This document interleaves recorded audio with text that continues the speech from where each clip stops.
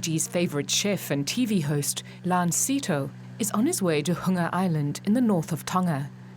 He is passionate about local cuisine, and he's come here to see what impact climate change is having on key traditional ingredients.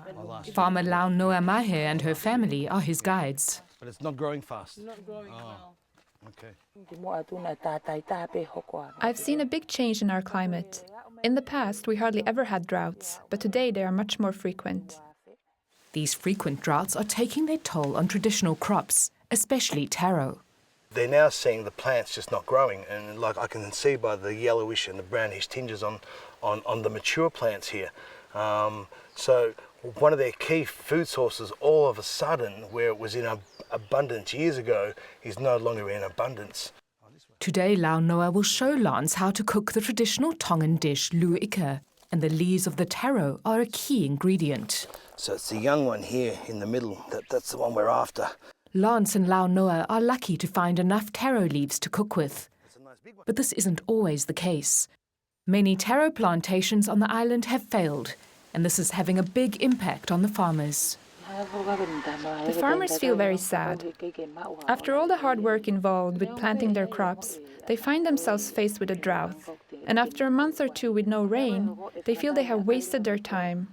Many of them don't want to go back to the plantation, but they have to for their families. I would find it frustrating, coming to plant, and then nothing's happening, you know? Yeah, very much so. I don't think I realise the cause and effect, the link between climate change and how it actually affects people on the ground.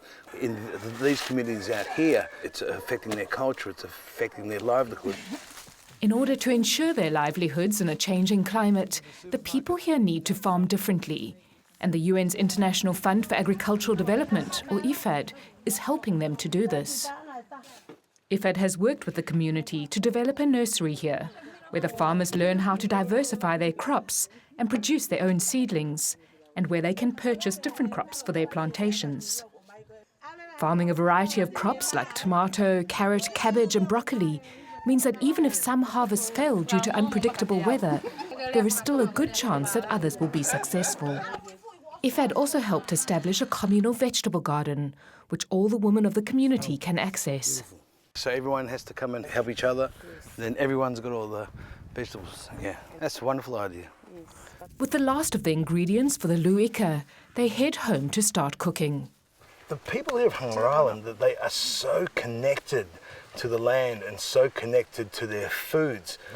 They live a subsistence life where they have to pick and hunt and gather every day, and that's their breakfast, lunch and dinner. But I haven't seen a community so connected to their food. Oh, this is really thick coconut milk too. This is not the thin one. For me, climate change and global warming was always about rising sea levels. It didn't affect me, so I didn't care as much. But coming here now, you can see the effect. And the people of Hunga Island are certainly feeling the effect of the changing weather. Although today they are enjoying the Luu Ika they have cooked, they are already preparing for a drier climate. And in time, they may have to use new crops to create new recipes.